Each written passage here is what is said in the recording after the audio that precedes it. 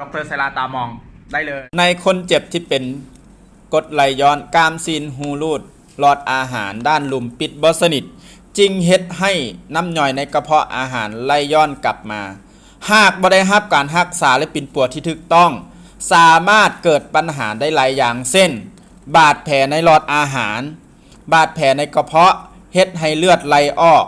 หลอดอาหารตีบกล้ามเนื้อและเนื้อเยื่อของกระเพาะบวมอักเสบสามารถเป็นมะเร็งได้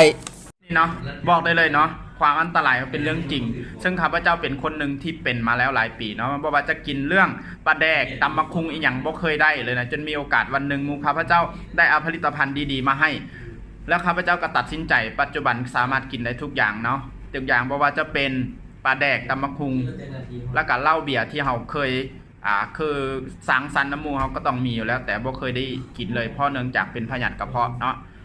แล้วก็ปัจจุบันคือเป็นคนปกติกินได้ทุกอย่างที่เราเคยกินมาก่อนถ้าผู้ใดเป็นบ่อยากให้มันเสยเนาะเพราะว่าผ่านมาที่เราเคยปินป่วนเนี่ยถามว่าถูกต้องบ่ติดต่อได้เลยเบอร์ข้าพเจ้าเนาะ7892465 9และ WhatsApp ก็คือ5424514